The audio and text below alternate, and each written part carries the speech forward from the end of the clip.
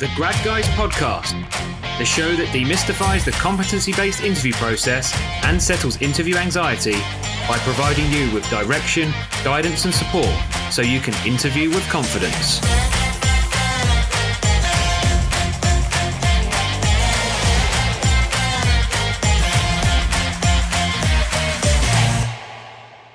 Hello and welcome back to the Grad Guys Podcast. My name is Ash and I am one half of the Grad Guys. Also with me today is my colleague, Pete. Pete, hello again. How you doing? Yeah, good, man. Thank you.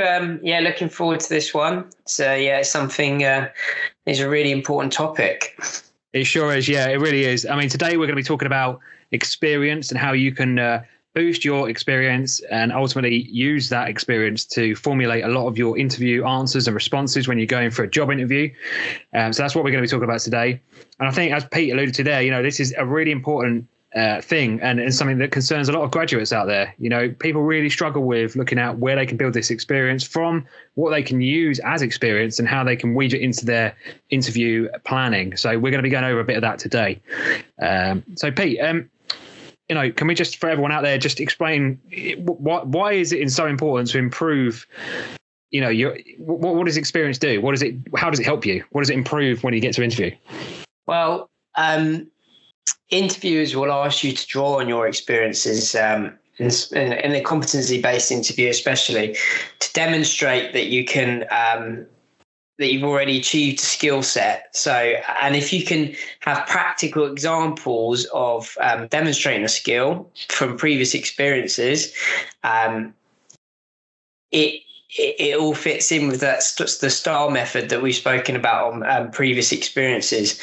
So the STAR method is a way of illustrating a skill, and having a good wide range of experiences will just help your interview planning when you get there.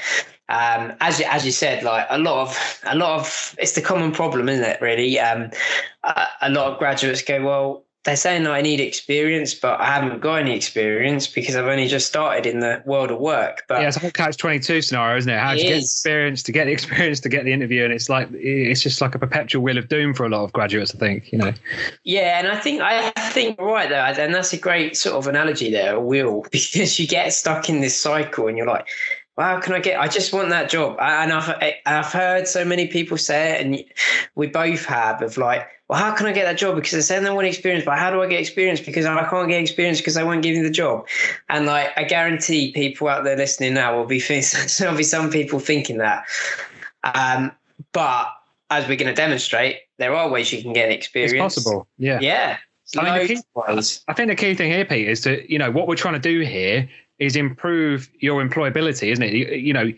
That's what we're trying to do by gaining this experience. You're improving your employability skills and making yourself more employable and a more attractive candidate later down the line. And you can start doing this from the moment you leave school, really, can't you? You don't even have to be at university. You can start building this experience up from a young age and whilst you're at university as well. Well, yeah, I mean, you think about it, like if you, as we have been, if you're interviewing someone, you want someone to be kind of like have a well-rounded like range of experiences because it demonstrates that they're kind of a well-rounded person with more skills. If you can go in there and say, well, I've gained skills from this experience, that experience, this and that, it sounds much better than, well, do you know what? I graduated and I haven't done anything yet, so I ain't got any experience. That doesn't come across very well. So if you can just use some of these simple things that we're going to talk about to get some experience, it makes you a much more colourful person and a much more employable person, more to the point. Yeah, totally.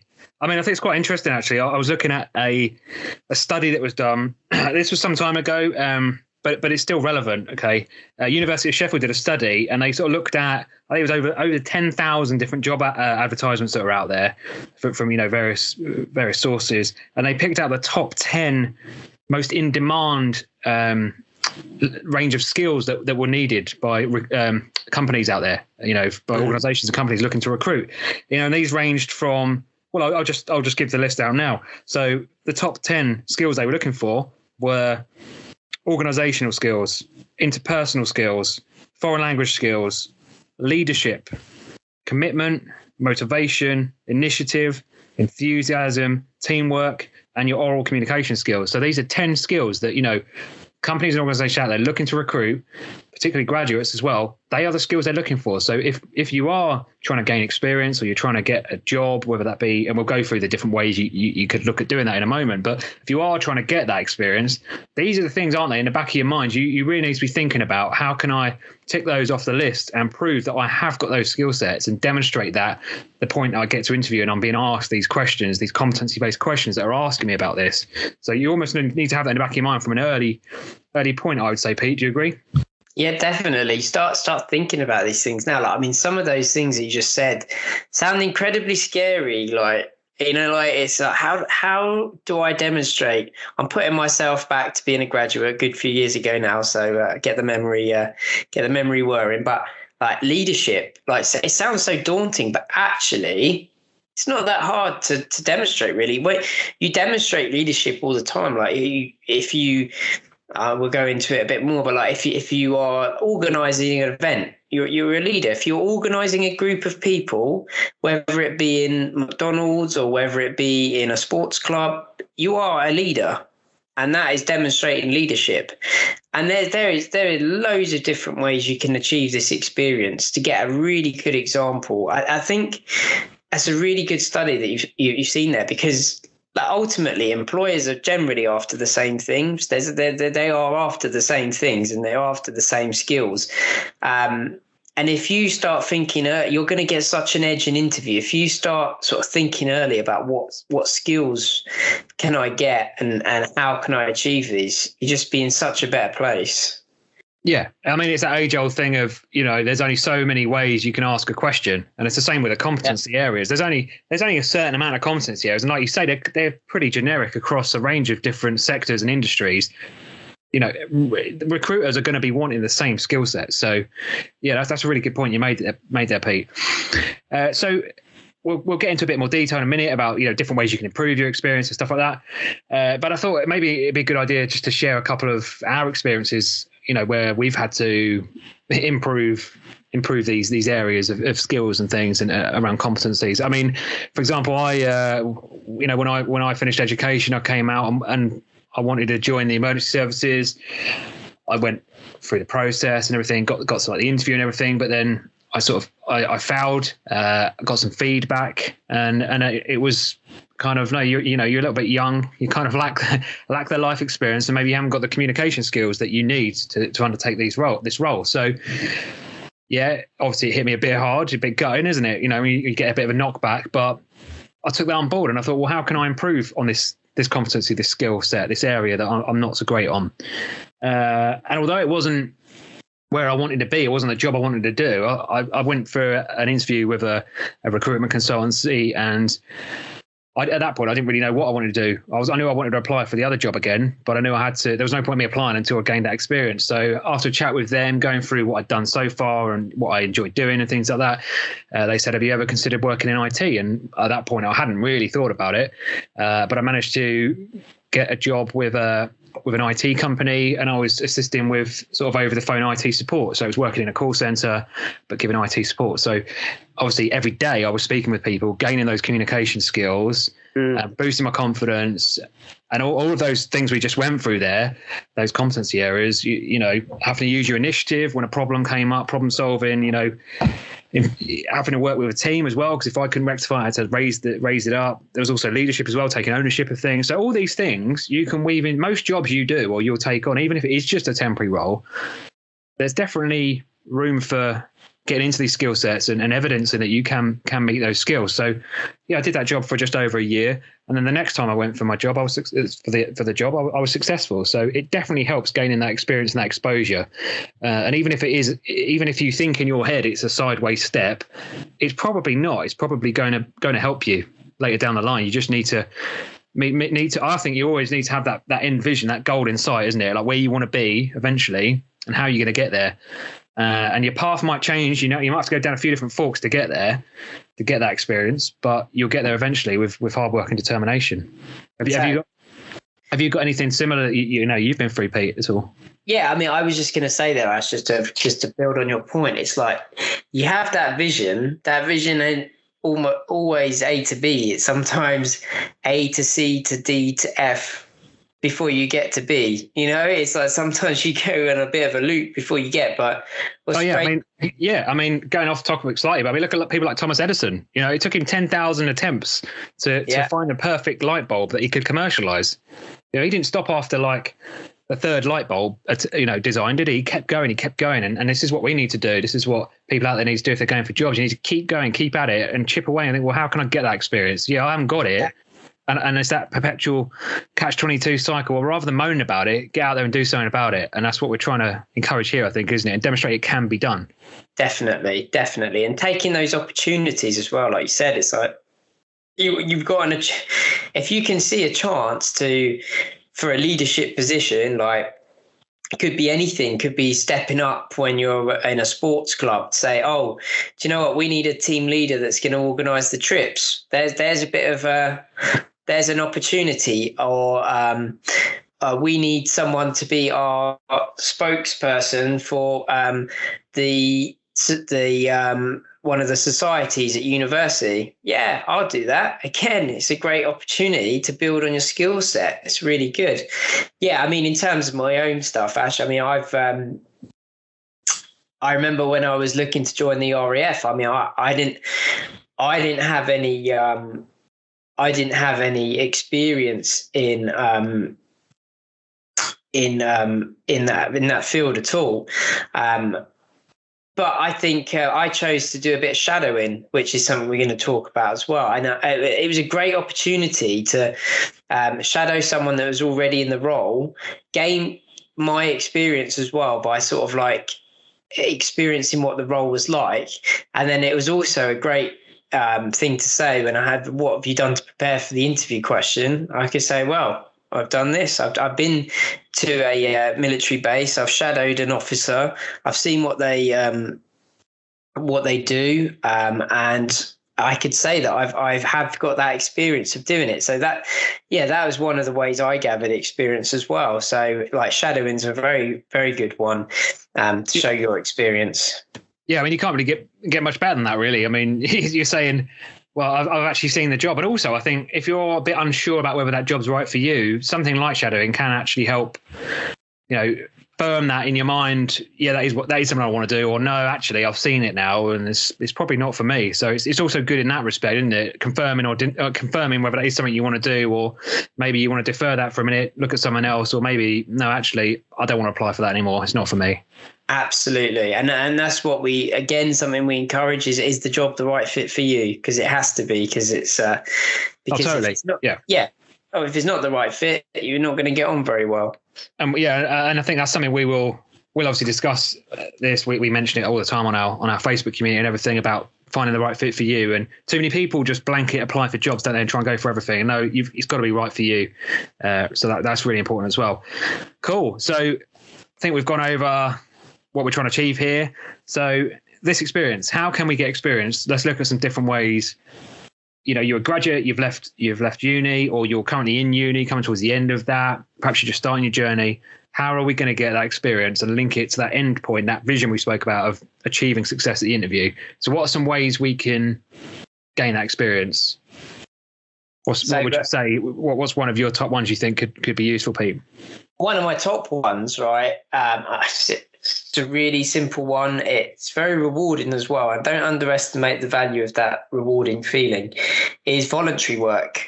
I think voluntary work is an amazing place to get experience for the competency-based interview. And it looks incredible as well when you say to the interviewer, I also volunteer, because it shows that you care about something. And as well for your own, I mean, we talk about mindfulness. One of the important tenets of mindfulness is giving back as well. Like we get a lot of privilege generally, and like I think giving back is really important as well in society. You know what I mean? It's very rewarding as well, isn't it? A bit of voluntary work, so rewarding, like you say. For yourself and also you're giving back, you're giving something back, and also it's a bit of quid pro quo. You're getting something out of it as well. You're giving something, you're getting something. Everyone's a winner. You're getting some amazing skills, because don't forget, like a lot of sort of places that offer volunteer work have got enormous backing behind them as well. Do you know, like they have like induction sessions and things like that where they will pay for you to learn about the skills that you need to demonstrate in interview, you know. So let's think about some examples here. I mean, like, it's generally best to, if you're going to do volunteer work, try and volunteer in your own sector. So if you wanted to become a vet, for example, it'd be great to volunteer in an animal shelter, because you've got that relevant experience, I think, is what is the way we kind of would say.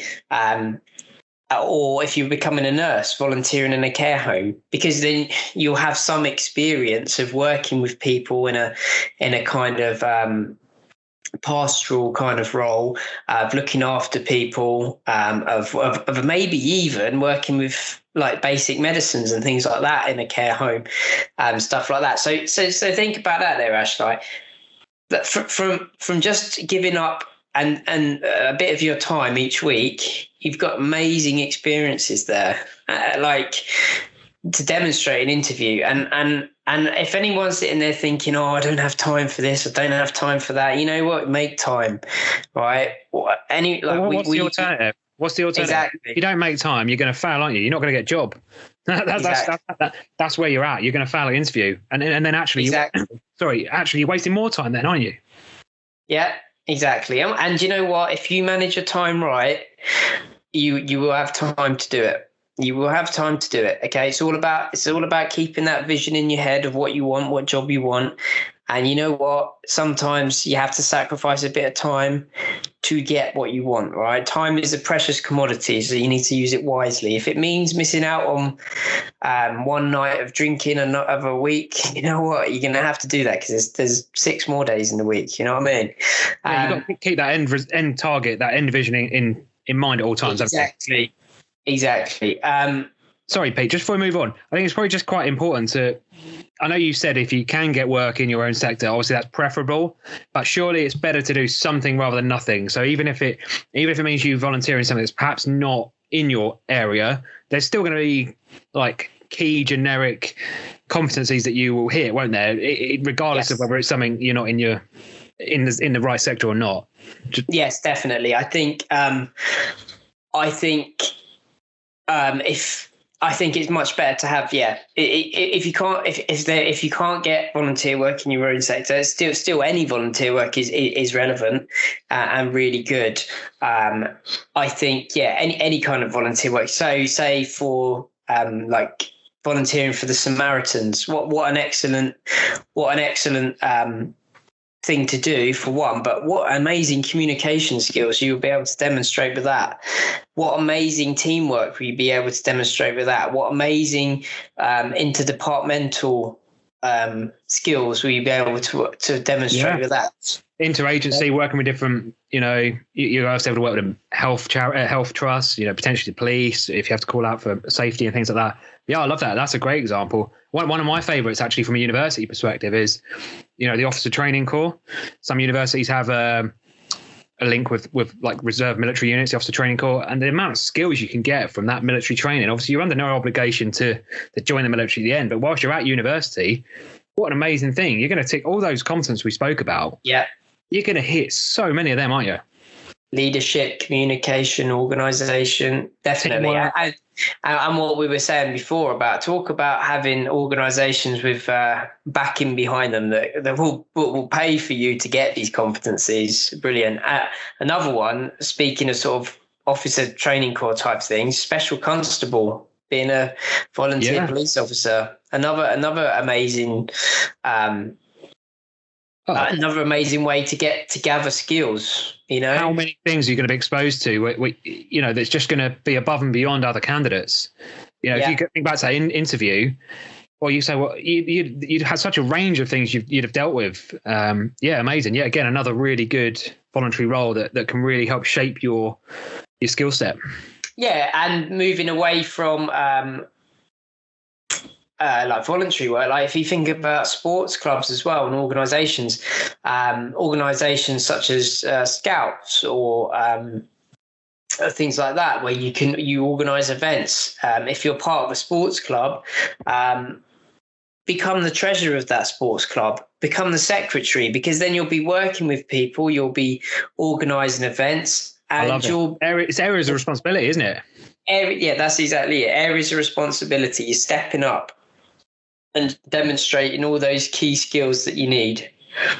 Yeah. Oh, I just thought another one just off the top of my head as well.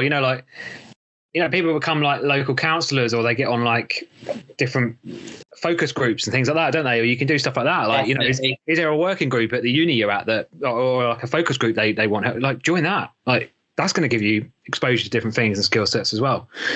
Definitely. No, they're great. They're great examples, Peter. I love that. Sports. And obviously a lot of people have sports as a hobby anyway. So why not do something you love doing anyway? You're going to be more passionate about it. And you're going to be able to gain so much experience as well as doing something you enjoy doing. And you're probably going to do anyway. Like if you're into football or you're into karate or whatever, you're probably going to do it anyway. So why not gain some valuable experience that's going to help you get a job later down the line? Absolutely. Cool. So some other ways we can get that experience would be like through, I guess, part-time sort of casual jobs or jobs during holidays, things like that. So I think these are things that people need to think about as well. And they probably don't, when they're doing the jobs, they probably don't think about that. Probably don't think that, oh, while I'm here, I'm actually gaining potentially really good experience that I can use to get my dream career later down the line. Yeah. I mean, with a part-time job, let's not forget you're also earning some money as well, like bonus there. Yeah. But part-time job, you think like, I mean, I worked in a shoe shop part-time, and like I used one of those and a sports shop, and I used some of those examples in a competency-based interview, because you think you're working with customers, you're communicating, working as a team. You get loads of great skills, but again, it's just realizing you're getting this experience and how to use it. Yeah, definitely. I mean, I did a similar thing. I worked for Wilkinson, the hardware store. I think they're called Wilco now, but yeah, I worked there. And, customer service assistant sounds pretty bland on paper, but actually when you look at the role and what you're doing, you're actually doing a lot of stuff. You are engaging with people, awkward customers. You're dealing with teamwork, team problems, initiative as well. Like, well, you're in charge of that section, go and do what you got to do. Loads of different things. So it's how you pluck those bits of experience out and then later use them in your evidence. If you weave them in the right way, you can be quite creative in that, can't you? And use it to your advantage. Exactly. I mean, it's saying like, I think people don't realize actually what valuable skills these are, because you say like, that's a great one, sort of like a difficult customer. People go, well, it's only like someone asked me and then they were aggro because the product they wanted was faulty. But I say, yeah, but handling that is a real skill. And if you can articulate that correctly, it's really powerful. Like, it can be really powerful, and it's a great one for a competency-based interview. Yeah, I think a lot of people really undervalue and underappreciate how important it is. Those interpersonal skills, they might seem like really obvious, basic, and second nature to some people, to a lot of people, but for some people they're not, are they? Some people really struggle to speak to people, to communicate with people effectively, to get their point across. So it's using these experiences, and I always like to say these are opportunities. That's what they are. Let's not forget, these are opportunities. That using these opportunities to gain that experience, that exposure, boost your confidence, and this will then feed into later on when you are interviewing, because you've got that confidence there. You've done it. You've been dealing with. If you can deal with an awkward customer that's shouting at you in the middle of a shop because they haven't got their own way and they're throwing a paddy, then you can do an interview. With people there that are calm and they're willing to listen to you. You can smash an interview. It's all about, again, it's a mindset thing, and thinking, no, I can do this. Look, I've done that. This is an experience that was actually quite bad, and I've done that. I got through that. So this interview's nothing. And be I've gone off a tangent there, but it is relevant. Yeah, exactly. And be proud. Be proud of like your experience as well. Don't be like. I think that the other thing that people do with experience is they belittle their own experiences. That's another thing that people do. They belittle their value and they belittle their experience, and they don't belittle your experience. If you have worked in a shoe shop, but you have worked with a team to achieve a goal, be proud of that. It's not easy. Not everyone does it. So just be proud of it, or you've improved something, or like you say, you've handled a difficult customer. Be proud of that. It's a skill that's very transferable. Yeah, and it's how you it's how you not write that up, but it's how you portray that, isn't it, in an interview? If you can really make that sound really good, actually, and have all those personal traits that they're looking for, a recruiter's looking for, a company's looking for. Yes, definitely. Cool. So I think the next kind of area of experience that we'd be looking at is sort of like temporary work. I guess this could be stuff like, there's a set time period when it's going to begin and end. I guess this could be stuff like working with a family member or getting some temporary agency work. One I can think that a lot of students get involved with is like working at festivals and things like that. So they're kind of, it's just a temporary thing. Well, even things like, you could be off on your holidays and it's like, well, I've got 4 weeks off or whatever. Like I'll sign up and become an Amazon courier or something, anything like that, or a bit of security work, whatever it could be. There's still things, I guess, that we can take from that, different competency areas, would you say? Yeah, definitely. You think an Amazon delivery driver, you think they've got time pressure, they've got organized, they've got the commitment of getting up early, and those all are affect. Well, what does it sound better to an employer as? I spent 4 weeks bumming around, not doing anything, or I got up, I organised my deliveries. I made sure that I was under time pressure to get these packages delivered within this time. I only had finite resources to do it. I managed it like this. Sounds incredible. And like you say, stuff like working at a festival. One, working at a festival is fun.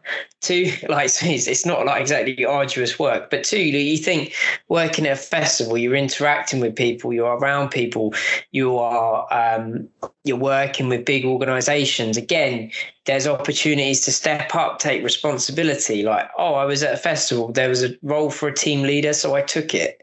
And that again, that's what you got to be thinking when you're doing these roles and you're volunteering for this work. Think about how you can get as much experience out of it as possible, Yeah, get out your comfort zone, isn't it? That's what it's about. Get out your comfort zone, boost your skill set, and that's going to set you up in a really good position for when you do go for your interview.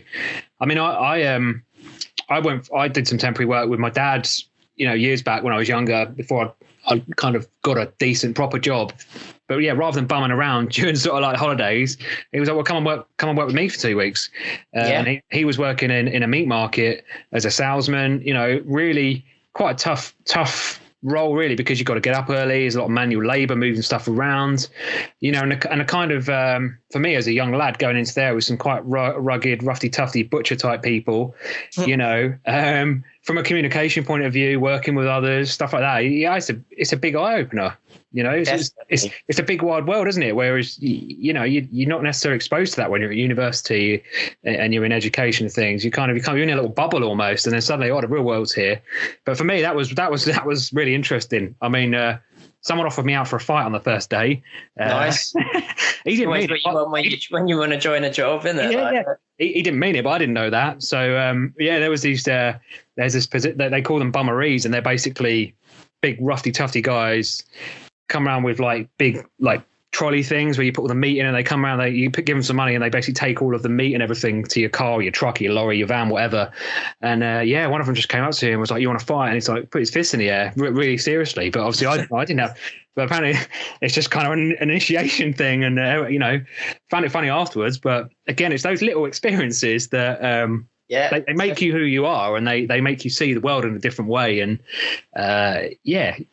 you not that's something that with you when you get to interview. Yeah, I mean, not necessarily I'd use that as the example, but the example is, but whilst I was there, I learned about teamwork. I learned about, dealing with different people from different backgrounds, diversity, and, all those interpersonal skills we spoke about. From that 2 weeks there, I probably ticked loads of those. And if I portray them in the right way in an interview and gave them as an examples, again, that's experience that other candidates probably haven't got, because they are bumming around. They are going out on the lash every night and whatever. Well, that's up to them. Like we said in the previous episode, focus on stuff you can control. And it's really important here. You can control what experience you get. Don't just sit there moaning about it. Oh, I can't get the experience. Yeah, it's tough. We get that. we've all been there. It is tough, but do something about it. Get yourself some temporary work. Go and volunteer somewhere. You know, it's really important. Have you experienced anything similar to that, Pete? Like temporary work you've done, or sort of taken you out your comfort zone a little bit, or made you see the world in a different way? I've done a few jobs. I mean, at uni, I was a binman for my summer holidays. That was incredibly hard work. Got a lot of respect for the guys that do that. It's a tough gig, yeah. It was really getting up early, like being from a student of getting up at like whatever time and then getting up at sort of 4. Yeah, you're bringing me black flashbacks now. That was hard work. I worked with a friend on a building site. That's the hardest work I've ever done in my life. That was really hard work. But again, though, you know, like you talk about temporary work, like speak to your family members, speak to your friends, and I bet you'll know someone that can give you some like work or work experience that you know. Like your parents will have lots of friends. There's probably people that you know in companies and things like that, and that can help you out with this and get you like you said, Ash, like working with your dad. Like I bet there are opportunities everywhere. You have to put yourself out and you have to ask and you have to look for them. There's agencies out there that you can apply to. Say your friends, family, all these places you can look at to get this experience. Yeah, I mean, it's not going to come to you, and I think that's quite important. You know, if you want to do something, you've got to put yourself out there. You've got to go out there and look for it. You've got to look after number one and do the best you can do to improve yourself and get to where you want to be. It's tough. It's tough. We'll totally get that, but it's doable. It's more than doable. Definitely. Cool. So I think moving on to the next one, which we won't cover in too much detail because I think we could probably run a whole episode just on this alone, is around placements and internships. Yeah. I mean, obviously this is going to vary really dependent on the university you're at, what you're studying, what links they've got to, you know, other organizations and different institutions. For example, if you're studying medicine, chances are the university has probably got some kind of agreement with a local training hospital, etc., and stuff like that.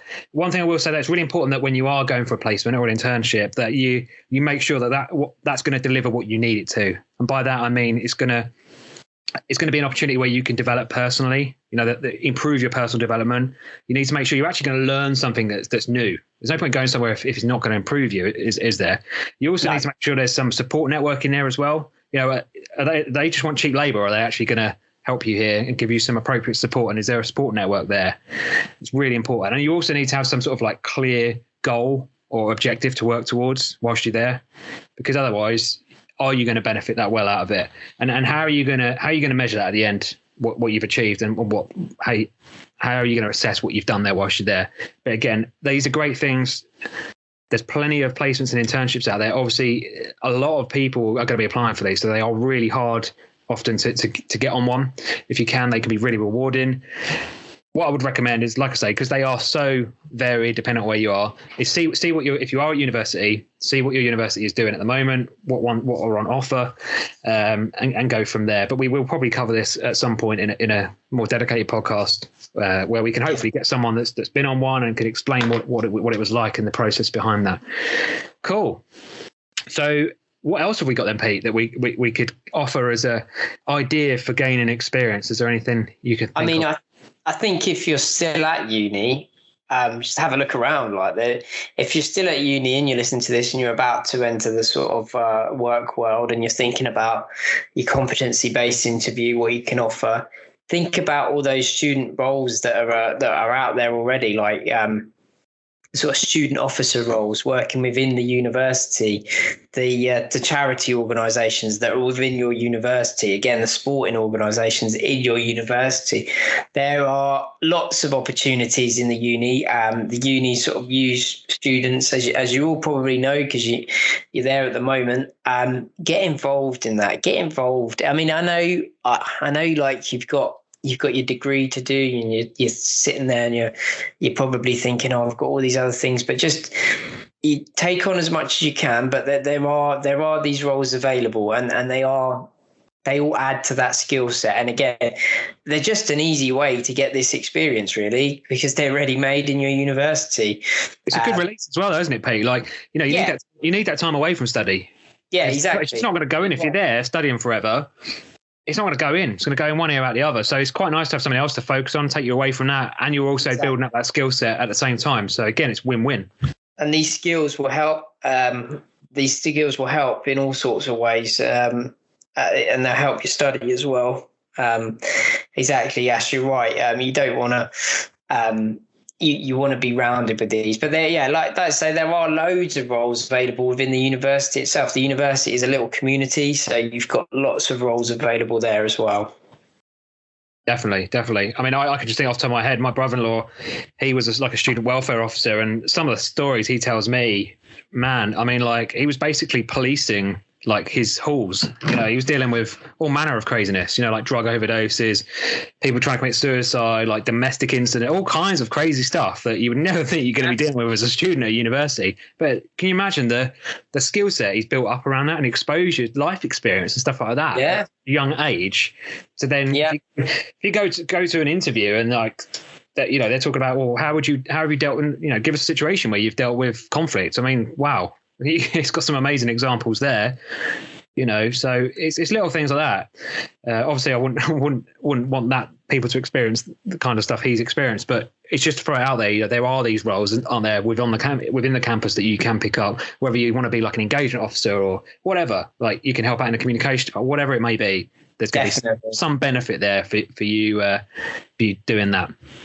So I think the last one, when myself and Pete were talking about this and what we wanted to include on this podcast, one that we think is really important, particularly nowadays, and I think post-COVID, I would say, is around being entrepreneurial, on the entrepreneurial ideas and how you can be entrepreneurial and use this to your advantage, when it comes to experience. So what do you think around this, Pete? What's your take on this? I think if you can demonstrate entrepreneurial experience, I think in an interview situation would be absolutely fantastic, and I think it would blow an interviewer away.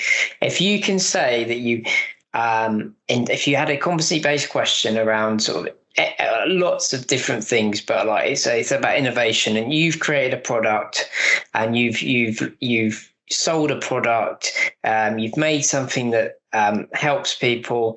What an amazing example. It's probably one of the best things that you can do. I mean, there's so much out there at the moment, like especially with social media. You could do anything, like being an entrepreneur, setting up your own business. There's lots of support, actually. A lot of universities support this as well. Designing and making your own products. There's lots of information on the internet how to set up your own business. Lots of different roles as well, lots of different things, but it shows such an excellent range of skills. I think it would blow an employer away if you can demonstrate that you're an entrepreneur. I think it's absolutely fantastic. Yeah, I totally agree with that, Pete. And we're not talking about, we're not expecting you to develop the next, software for Apple or some amazing app that's going to revolutionize the world. I mean, hats off if you can do that. That's great. You probably won't need a job interview if you get to that point. You can make your millions and work for yourself. But we're talking about little things like, you might be at university and be really creative and be really good at art. So you might in your spare time do paintings and you want to sell that, or you might be doing a bit of graphic design for someone, or you might be really good at crafts. And some universities have crafts fairs and things like that. Anything like that where you might be gaining these entrepreneurial skills. You might be an influencer. You might have loads of followers on your Instagram account or whatever. It could be anything like that. Just think outside the box a bit about how you can use what you're doing to tick off those skill sets that will be really attractive to an employer ultimately. Yeah. And it shows that innovation, doesn't it? Exactly. Employers want you to make their organization better. That's ultimately what you can do. And if you can show that you've taken the initiative to design your own or almost your own design your own kind of way that you work and create something from scratch, absolutely amazing. You're already using your skills to get money. It's brilliant. I think it's really important as well. Yeah, definitely. I think it's really important for those kind of like those more vocational roles, perhaps, where you do rely on a bit more creativity and a bit more thought. And a lot of these roles are a little bit more autonomous, aren't they? You have to think on your own feet. And I think the synergy there, it resonates quite well with startup businesses as well. Lots of different startups.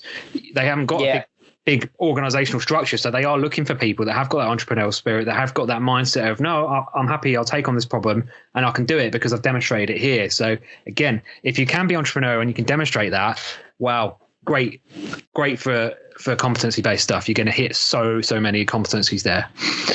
Cool. So we're coming to sort of like the end of this podcast, I think, but I think it's really important that we go over just why it's important to recognize why graduates are so employable, why they're highly employable, and why it's really important to not lose sight of this. I think too many people, not graduates now, say, well, you don't need a degree, you don't need a degree. Well, you don't need a degree, but lots of people do want degrees, and you do need them for jobs you do, and it gives you that experience and that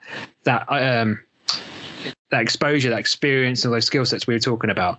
So I think the first we'll go through the list. I think we made a list, didn't we, of the benefits, the benefits that you being a graduate will have when it comes to your employment, and what employers and recruiters are looking for. So I think the first one, Pete, is probably around cost.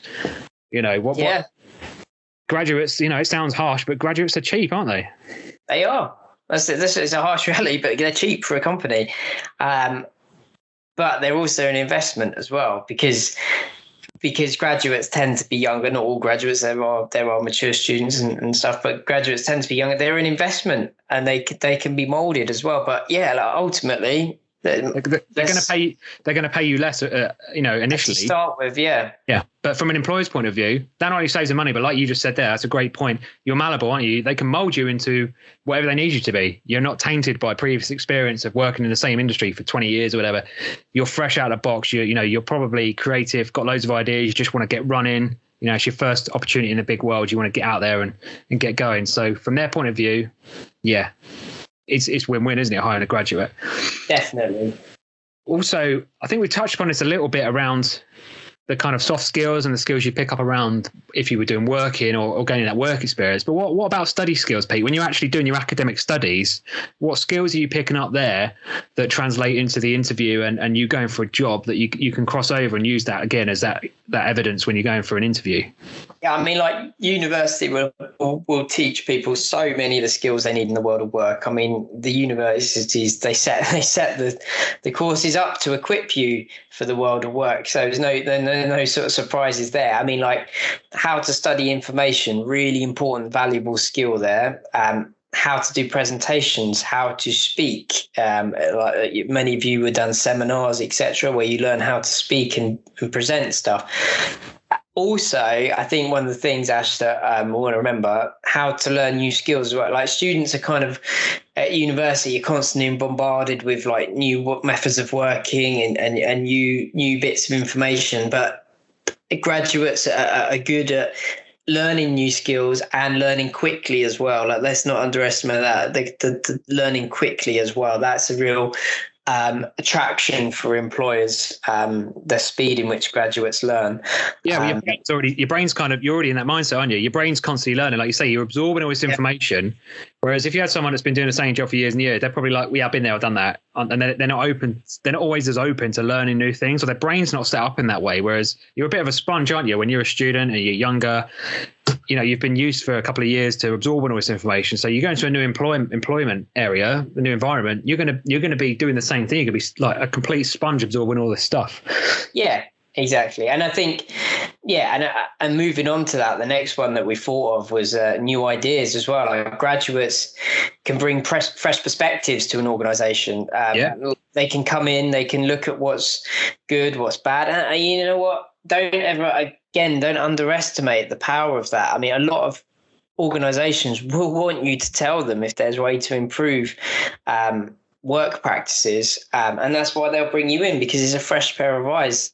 Like Ash says, someone that hasn't been tainted by the world of work. It's a valuable thing. You come in and there are some brilliant examples of people coming in straight away and just seeing something, go, well, that doesn't make sense. And Ash and I have worked in enough places to realize kind of some work practices do need refreshing. They do need updating, and graduates can really give a good perspective on that, I think. Yeah, totally. I mean, a quick example. I mean, one of the jobs I was working in the public sector would be, we had all this data, and we were analysing ourselves with our own analysts inside. But it's kind of, we had an agreement with a local university to have a month placement, and we had one of the students come in, and it's like you were saying, that fresh pair of eyes, they spotted something in the data that we had not seen. And it's just the benefit behind having a fresh pair of eyes, someone with a different perspective on it, new fresh ideas, sort of state of the art thinking, because they've had that up to date training and everything at university, and they're fresh, they're hungry for it. It just goes to show the benefit there. So that was for me, it really cemented, wow, this is a big thing. We need to be getting more academic ties and academic links, and getting that experience for them, but also it's an experience for us as an organization to try and improve how we do things. Absolutely. On that front as well, I think another good reason why graduates are so attractive to employers is that they are planning for the future, that horizon scanning, planning succession of management or different leadership roles and things like that. If you get someone in that's young, fresh, hungry, ready to go, you get them in at an early age, like we said, they're malleable, they can be molded to the company ethos and the values, then they're probably in a lot better position to take those senior roles later down the line, aren't they? Definitely. Yeah, I mean, that leads on to the other point that we made, like a return on investment. Graduates put more in than they take out. Like that's it, really. They've got that creativity, the enthusiasm, so they get more. And like you say, as succession planning, like if you can, you're teaching people to become the next sort of generation of leaders within an organization. It's very attractive to an employer. It's graduates fulfill that role, and they can come in, they can learn how an organization works, and then again they can step up that ladder and help the organization out throughout the years. Yeah. So I think to summarize that bit we were just speaking about is really don't underestimate the power you hold as a graduate and how attractive you are to an employer or an organization, because you have got these skill sets there. Again, it just goes back to how you put this across an interview, how you demonstrate this, how you record this, and we will help with that. So we've given you some examples there on, how you can gain experience. Then it's not by no means an exhaustive list. There's loads of different ways out there you can gain this experience and exposure. And I'm sure there'll be plenty of other comments and things that come out of this that are posted on our Facebook community and on our social media, Instagram page, etc. So, Pete, we're coming towards the end of this. People are going to be wondering, yeah, that's great. Going to get this experience. I'm probably going to forget half of it because it will be several years down the line before I actually need to use it in an interview. So what can we do to make sure we're recording this properly? So when we actually do need to come to use it at the point of applying for a job at an interview, then we've got it there ready to go, and we can use it in its most effective way. So, yeah, I mean, what we want to be doing is noting these down, get a journal out, start noting these down. So when you get in these experiences, say you step up, you take that position, start noting down when you've done a great bit of leadership, start noting down when you've worked as a team, start noting down when you've achieved something great. So if you have achieved something sort of like you're really proud of, just write it down, because inevitably it will fit into one of the competency areas.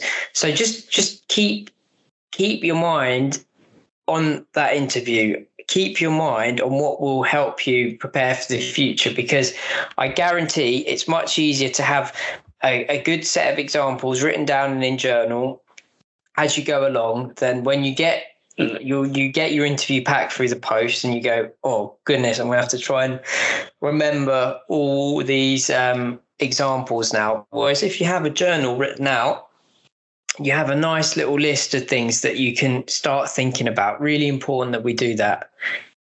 Yeah, definitely. And I think it's worth stressing that, this is something you can do regardless of whether you're just starting at uni, you're currently sort of halfway through uni, coming to the end, or you've left university. This is something you need to be doing. I mean, ideally, the sooner you can do it, the better. But if you haven't had a chance to do it, then get started today. Go out, get yourself down to shops, get yourself a journal, and just start making a note of this stuff, because it will serve you so well when it comes to interview, and it will make things so much easier, because you can be like, right, I know these competencies now. I've got the evidence to back it up. You're going to feel so much more confident in interview. You're going to have less nerves and anxiety, which is what this is all about. We're all trying to help you reduce those nerves and that anxiety in interview and give you the best chance of succeeding at that interview. And by having a journal and mapping it out like that way will really help.